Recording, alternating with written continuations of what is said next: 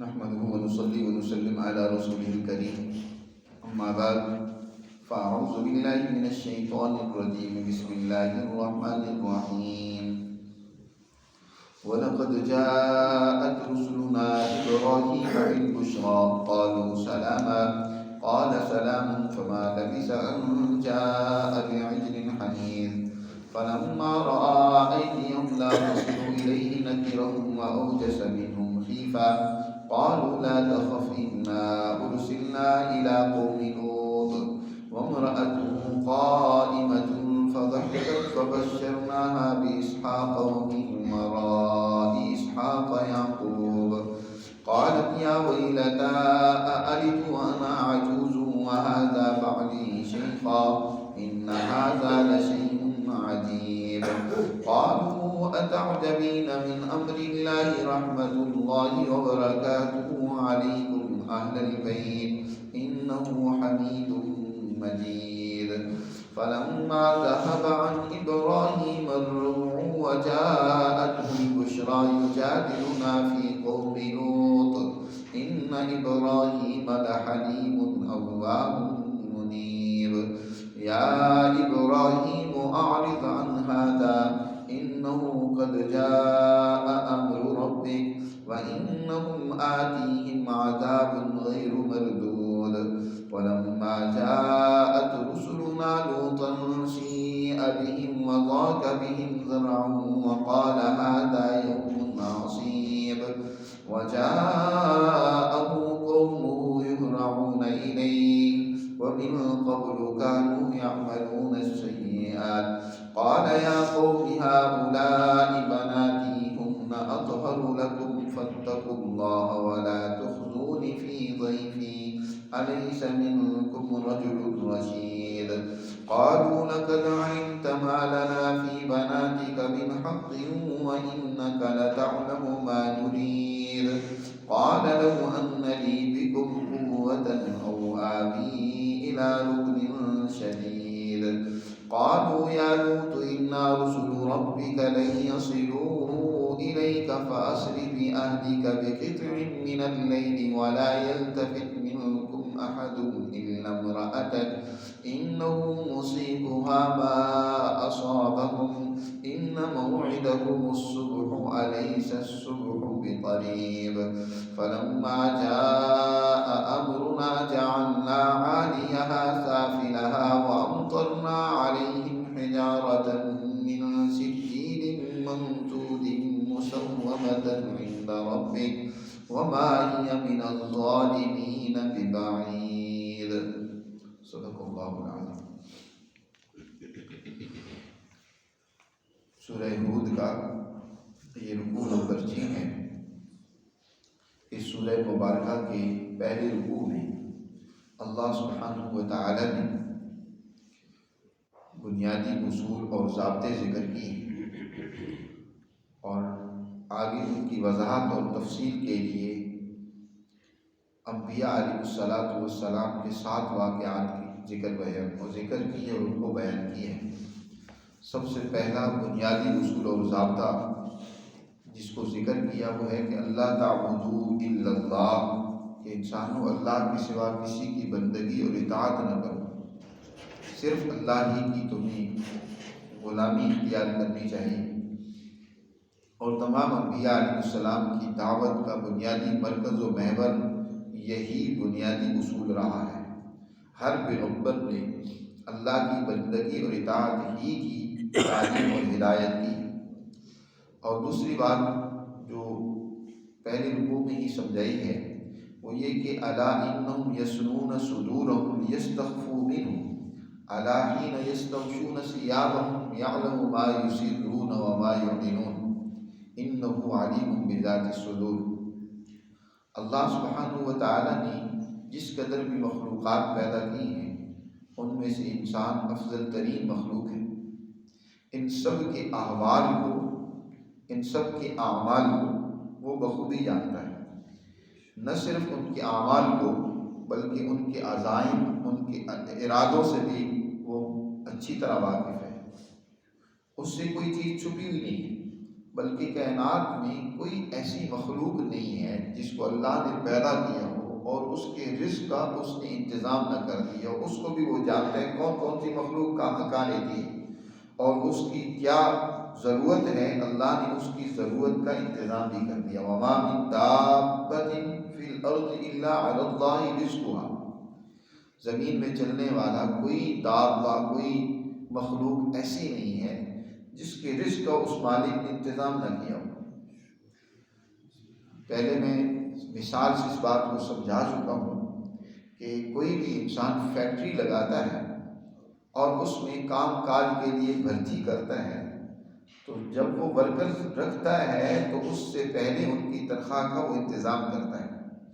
ایسا نہیں ہوتا کہ کسی نے ورکرز کو دھڑا دھڑ بھرتی کر لی ہے اور اس کو یہ پتہ نہیں ہے کہ مہینے کے بعد ان کو جو میں نے تنخواہ دینی ہے وہ کہاں سے دینی ہے۔ اس کے پاس تنخواہ کا کوئی انتظام نہیں ہے اور اس کا کوئی نظام اس نے نہیں بنایا۔ بہترین کامیاب وہی کارخانہ چل سکتا ہے جس کے ورکرز کی تنخواہ وقت پر ان کو ملتی رہے، وگرنہ تو وہ فیکٹری درم برم ہو جائے گی، 1 مہینہ چلے گی، 2-4 چل جائے گی، آپ تارے لگا کر مطمئن کر کے ان کو چلا لیں گے، لیکن زیادہ دیر تو وہ نہیں چل سکتی۔ اسی طرح یہ کارخانہ کائنات جس مالک نے بنایا ہے اور اس نے بے شمار مخلوقات پیدا کی ہیں، تو کیا اس مالک نے اپنی مخلوقات کے لیے رزق کا انتظام نہیں کیا؟ جس قدر مخلوقات ہیں سب کے لیے اس نے ان کی خوراک، ان کی ضروریات، تمام چیزیں وہ وافر مقدار میں رکھنی ہے، پیدا کرنی ہے۔ اب اس کی تقسیم کا حکم اس انسان کو ملا ہے کہ انسان تم نے عدل و مساوات پر، انصاف پر اس اللہ کے وسائل کو تقسیم کرنا ہے۔ ظلم یہاں ہوتا ہے کہ انسان کی جو ذمہ داری ہے وہ اپنی ذمہ داری پوری نہیں کرتا، اور اس پر مزید ظلم یہ ہے کہ اپنی کوتاہی کو، اپنے ظلم کو اللہ کی طرف منسوب کر دیتا ہے کہ یہ جو دنیا میں تقسیم ہمیں نظر آ رہی ہے کہ کوئی تو عیاشی کر رہا ہے اور کوئی نان شبینے کو ترس رہا ہے، یہ معاذ اللہ کی طرف سے ہے۔ اللہ نے اس کی قسمت میں اس طرح بھوکا مرنا لکھا تھا اور ان کے کتوں کا بھی عیاشی کرنا اللہ نے لکھا ہے۔ بھئی اللہ نے نہیں لکھا،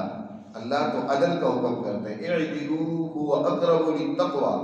عدل کرو۔ عدل کا تعلق صرف عدالت سے نہیں ہوتا، زندگی کے تمام حالات میں، معاشی زندگی ہو، معاشرتی زندگی ہو، سیاسی زندگی ہو، ہر اعتبار سے عدل کرنے کو اس مالک نے حکم دی ہے۔ وسائل اس نے پیدا کر دی، اب انسان اللہ کا نائب بن کر ان وسائل کو دریافت بھی کرتا ہے اور پھر ان کی منصفانہ تقسیم بھی کرتا ہے کہ ہر ایک کی ضرورت اس تک پہنچنی چاہیے۔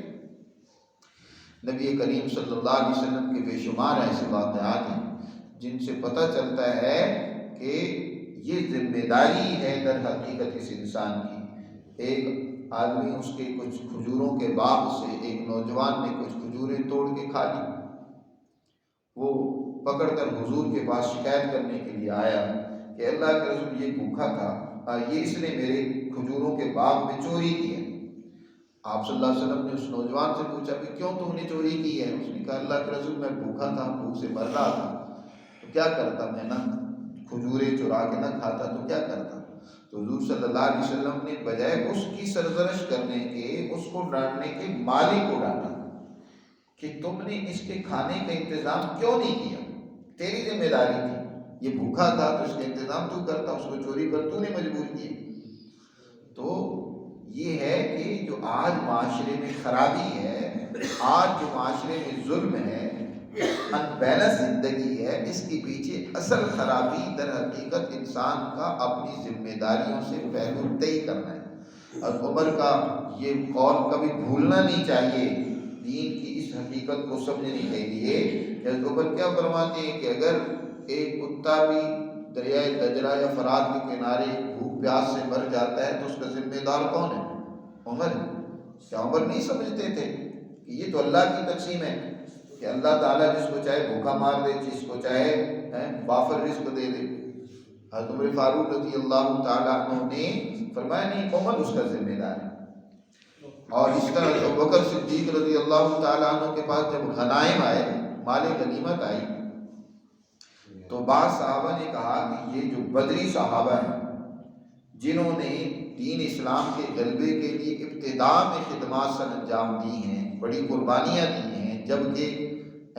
لوگ اس کی مخالفت کر رہے تھے، دین اسلام کا ابتدائی زمانہ تو بڑا کٹھن اور سخت تھا، اس وقت جو مسلمان ہوئے وہ سچے پکے مسلمان تھے جنہوں نے اپنے مال و جان کی قربانی دی ہے۔ تو حضرت ابوبکر کے بعد جب غنائم آئے تو بعض لوگوں نے کہا کہ غنیمت میں ان کا حصہ زیادہ ہونا چاہیے بنسبت دوسروں کے، کیونکہ ان کی قربانیاں زیادہ ہیں۔ تو حضرت ابوبکر رضی اللہ تعالیٰ عنہ نے کیا فرمایا کہ دیکھو اس کا تعلق بزرگی کے ساتھ ہے، نیکی کے ساتھ ہے، تقوی کے ساتھ ہے، اس کا اجر تو اللہ کے یہاں ہے، اور ہمارے ہاں الاسرۃ فیہ، یہ جو ضرورت ہے اس ضرورت میں سب برابر اور یکساں ہے، اس میں برابری ہوگی، ضرورتوں میں برابری ہوگی، اس میں بزرگی کو نہیں دیکھا جائے گا کہ اس کا بڑا عہدہ ہے، بڑی شان ہے، یہ بڑا متقی ہے لہذا اس کی قربانیاں زیادہ ہیں تو اس کو زیادہ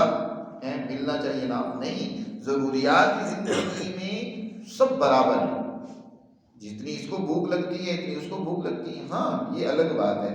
کہ ایک کی ضرورت 2 روٹیاں ہیں اور کسی کی روٹی ایک ضرورت ہو سکتی ہے، ضرورت کے مطابق ہر آدمی روٹی لے گا نا، یہ تو کوئی نہیں ہے کہ ہر آدمی 2 ہی کھائے،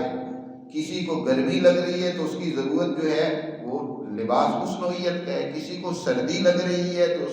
اس کی ضرورت اس طرح کی ہے، ضرورت الگ الگ ہو سکتی ہے، ہر انسان کی استعداد، اس کی ضروریات الگ الگ ہو سکتی ہے، یہ فرق تو ہوتا ہے، بالکل یکساں ایک جیسا لباس، ایک جیسی خوراک تو نہیں ہو سکتی، کوئی دودھ کا خواہش مند ہے تو کسی کو گوشت چاہیے تو کسی کو سبزی چاہیے، ہر ایک کی ضرورت الگ الگ ہو سکتی ہے، لیکن ضرورتیں تو پوری ہونا، جس کی جو ضرورت ہے وہ اس کو ملنا چاہیے، کہ اگر کسی کی ضرورت بھی پوری نہیں ہو رہی ہے تو اس کے پیچھے در حقیقت کوتاہی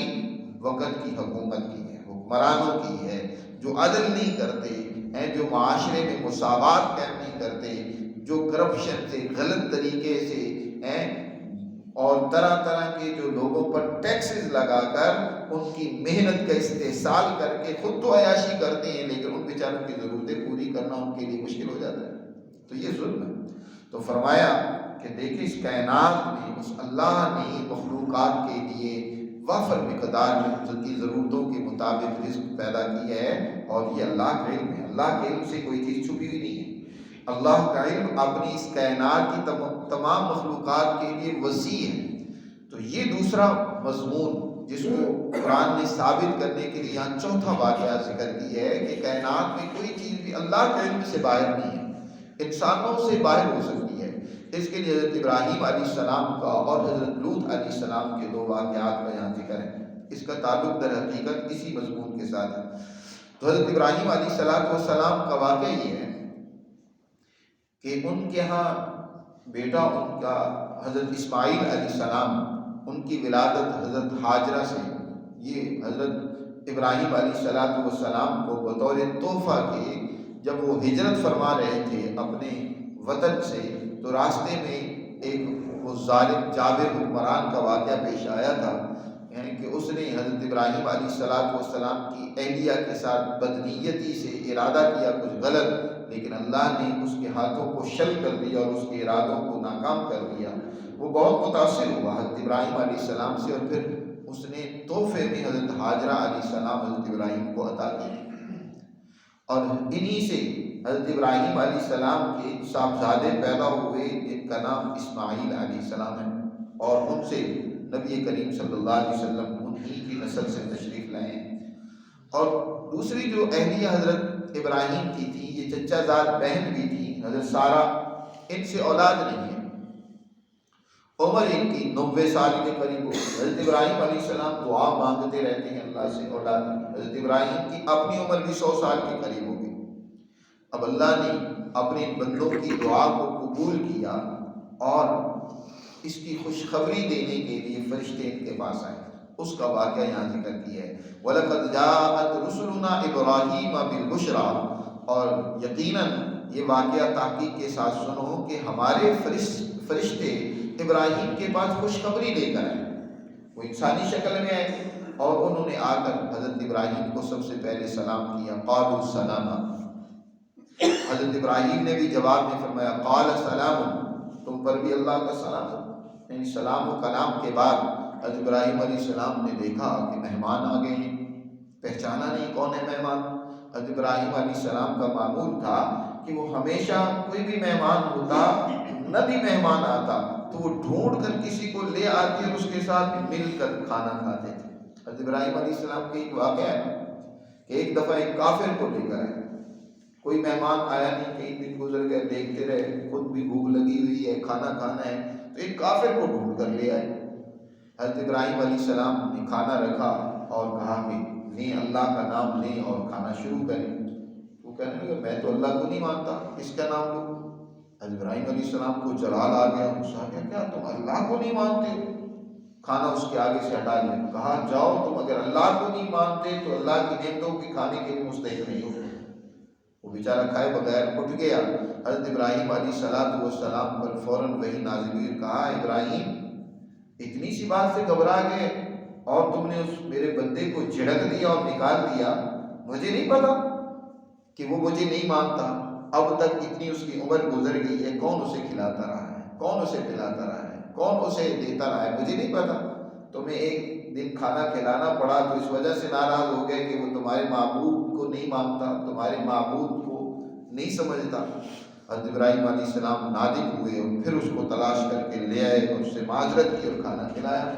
تو یہ بات بھی سمجھ میں آ گئی کہ دنیا کے اندر رزق کی تقسیم مذہب کی بنیاد پر نہیں ہے، انسانیت کی بنیاد پر ہے. وہاں وسائل کی تقسیم ہوگی انسانی اصولوں پر ہوگی. یہ کسی اس بنیاد پر نہیں ہوگی کہ یہ مسلمان ہے تو اس کو زیادہ ملنا چاہیے، یہ کافر ہے تو اس کو نہیں، بھوکے ہی رہنا چاہیے. نہیں، بلا رنگ نسل مذہب ہر ایک کے جو حقوق ہیں وہ ان کو ملنے چاہیے. جہاں بات ہے عقیدے کی، اس کا معاملہ تو آخرت میں ہوگا. عقیدے کی بنیاد پر دنیا میں جھگڑے لڑائیاں کرنے، دوسرے کو حقوق سے معروف کرنے کی اجازت نہیں ہے. یہاں بھی بہت بڑا عجیب المیہ کھڑا کر دیا گیا مذہب کے نام پر. عجیب و غریب مذہب کی تعبیریں ذہنوں میں ڈالی گئیں کہ مذہب کی بنیاد پر یہاں سارے جھگڑے ہیں، مذہب کی بنیاد پر ساری نفرتیں ہیں، مذہب کی بنیاد پر ساری لڑائیاں ہیں. مذہب دنیا میں کوئی بھی لڑانے کے لیے نہیں آتا، جھگڑوں کے لیے نہیں آتا. مذہب انسانی حقوق دینے کے لیے آتا ہے، مظلوموں، بے بسوں، کمزوروں کی حمایت کے لیے آتا ہے.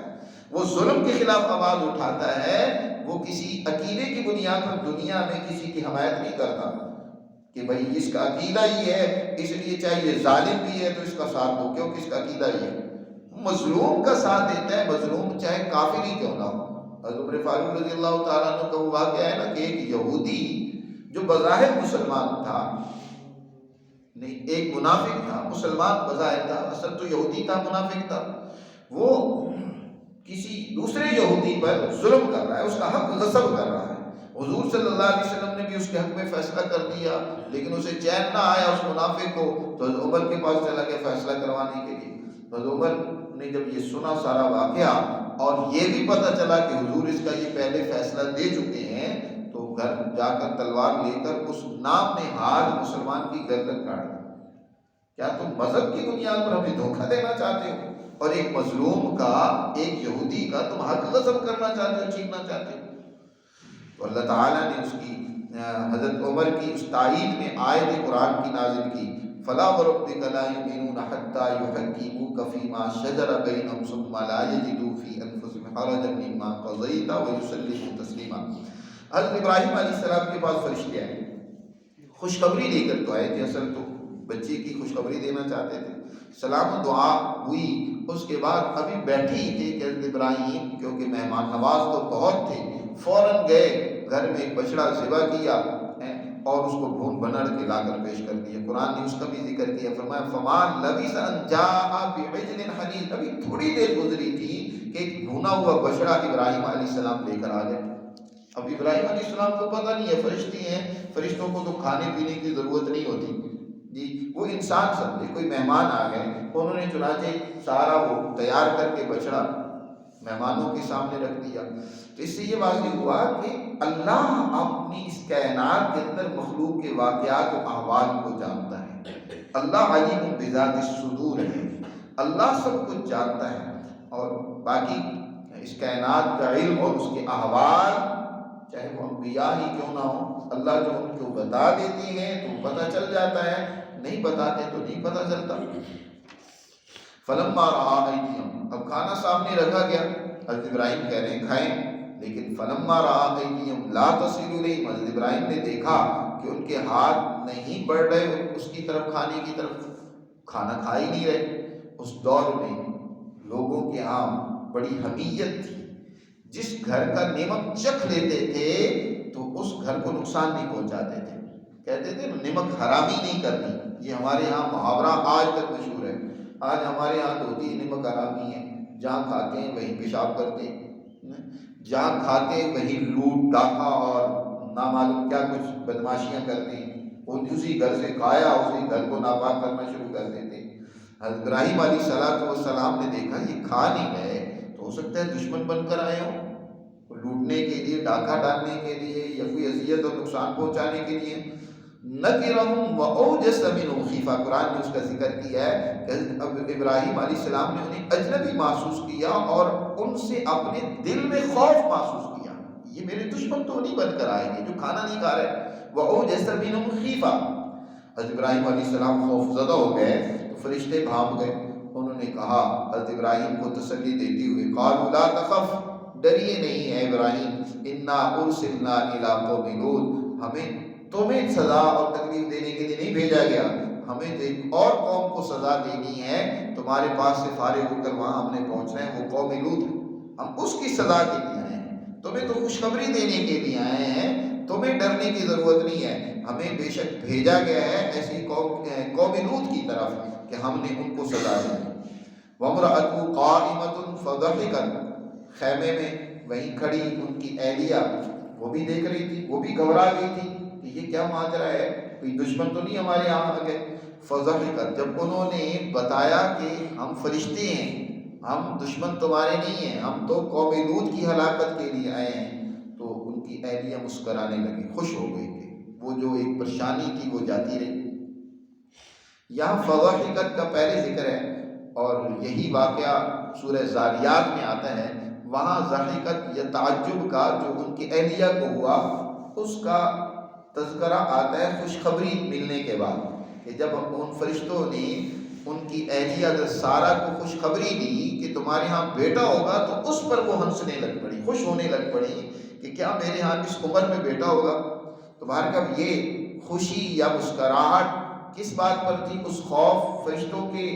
وضاحت پر کہ ہم فرشتے ہیں، اس خوف کے جانے پر خوشی تھی یا بیٹے کی خوشخبری ملنے پر خوشی تھی؟ دونوں صورتیں ہو سکتی ہیں کہ حضرت ابراہیم علیہ السلام کی اہلیہ وہ خوش ہوئی اور مسکرانے لگی۔ تو حضرت ابراہیم علیہ السلام کو فبشرناها باسحاق، ہم نے اس سارہ کو خوشخبری دی اسحاق کی، اور اسحاق کے بعد یعقوب کی۔ فرشتے آئے تو ابراہیم علیہ السلام کے پاس تھے، لیکن یہاں ذکر کیا کہ ہم نے سارہ کو خوشخبری دی۔ سارہ کا یہاں ذکر اس لیے کیا ہے تاکہ یہ بات واضح ہو جائے کہ سارہ کے ہاں اولاد نہیں تھی، اور اس سے پہلے ابراہیم علیہ السلام کا ایک بیٹا تھا جو حضرت ہاجرہ سے تھا، یعنی حضرت اسماعیل حضرت ہاجرہ سے تھے، یہ حضرت سارہ سے ان کی اولاد نہیں تھی۔ حضرت اسحاق دوسرے بیٹے ہیں اور حضرت اسماعیل پہلے بیٹے ہیں۔ تورات میں اس مسئلے کو بھی گڑبڑ کیا گیا، وضاحت صحیح وہاں نہیں ہے، اس لیے وہ کہتے ہیں کہ حضرت اسحاق ہی جو تھے وہ بڑے بیٹے تھے اور انہی کو قربانی کے لیے بھی پیش کیا گیا۔ تورات کے ہاں یہ اس طرح غلطیاں موجود ہیں، بلکہ قرآن نے یہاں واضح کر دیا کہ یہ ہم نے خوشخبری اسحاق کی کن کو دی؟ حضرت سارہ کو دی، اور وہ جو پہلے بیٹے تھے وہ دوسری اہلیہ سے تھے، اور صرف بیٹے ہی کی نہیں بلکہ پوتے کی بھی خوشخبری دے دی کہ اسحاق وہ جوان ہوں گے، شادی ہوگی، ان کی اولاد ہوگی، اور ان کا جو بیٹا ہوگا اس کا نام بھی یعقوب ہوگا، ومن وراء اسحاق یعقوب۔ قالت یا ویلتا، حضرت سارہ نے جب یہ خوشخبری سنی تو تعجب میں کہنے لگی، یا ویلتا، ہے عجیب بات ہے، میرے ہاں اولاد ہوگی، وانا عجوز، میں تو بوڑھی بوڑھیا ہو چکی ہوں، میرے اندر اولاد پیدا کرنے کی تم صلاحیت و استعداد نہیں رہی، 90 سال عمر ہے تقریباً ان کی، اور صرف میرے ہی حال نہیں، وہذا بعلی شیخا، اور یہ جو میرے میاں ہیں، میرے شوہر ہیں ابراہیم، یہ بھی بوڑھے ہو چکے ہیں، 100 سال حضرت ابراہیم کی عمر ہو چکی ہے۔ تو حضرت سارہ نے تعجب سے یہ سوال کیا، تو اس کے جواب ان ھذا لشیء عجیب، یہ بڑی عجیب تم نے بات کہی ہے کہ اب ہمارے ہاں اولاد ہوگی۔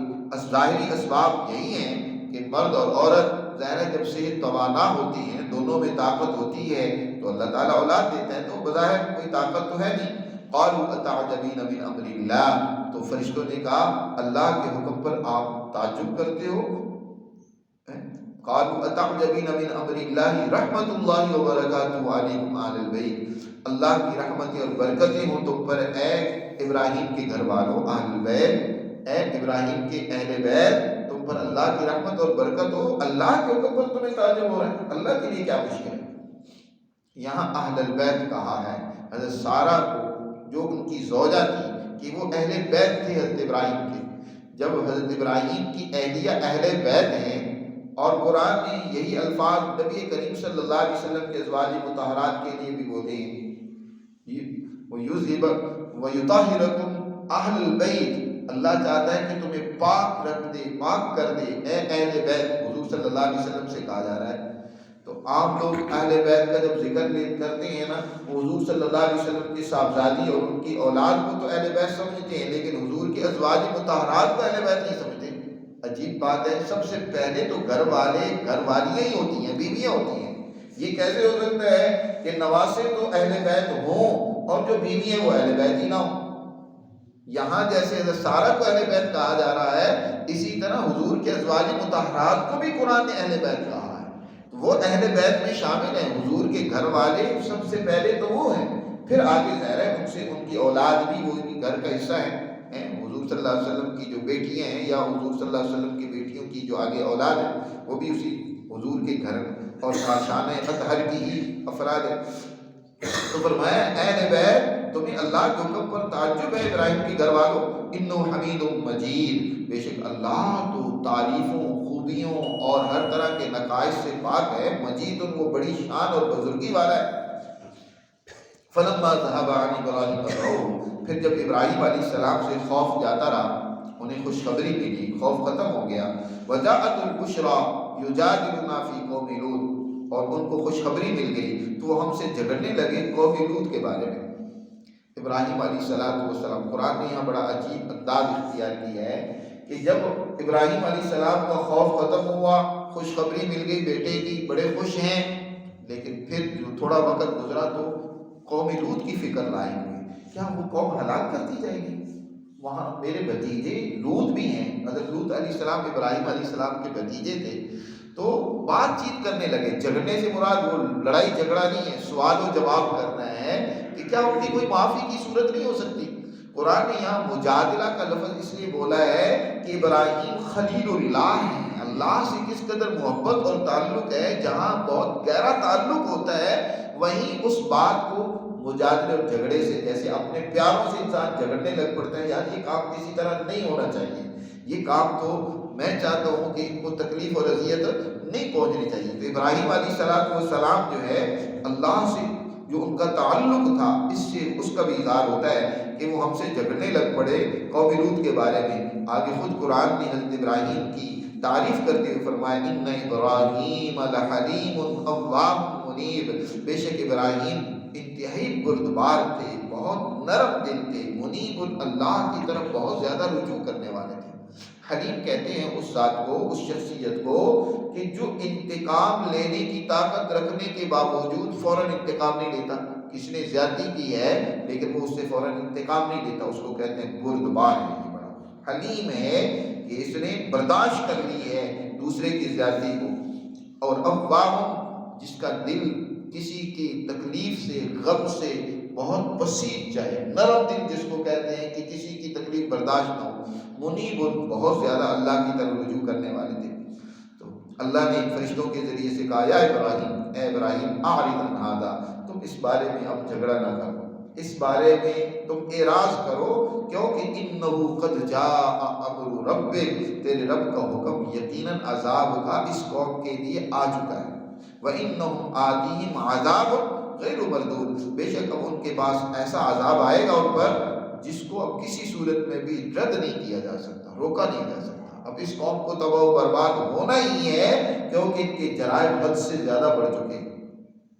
اب فرشتے یہاں سے فارغ ہو کر حضرت لوط علیہ السلام کے پاس آتے، وَلَمَّا جَاءَتْ رُسُلُنَا لُوطًا سِیءَ بِهِمْ وَضَاقَ بِهِمْ، اور جب آئے ہمارے فرشتے لوط علیہ السلام کے پاس، سِیءَ بِهِمْ وَضَاقَ بِهِمْ، اس کا واقعہ آگے حضرت لوط علیہ السلام کے پاس فرشتوں کا پہنچنا اور پھر وہاں حضرت لوط علیہ السلام کا بھی گھبرا جانا، پریشان ہو جانا، اور پھر ان کو حقیقت حال کا بتانا، اس کا تذکرہ ہے اگلی آیات میں، انشاءاللہ کل اس پر بات کریں گے۔ اللہ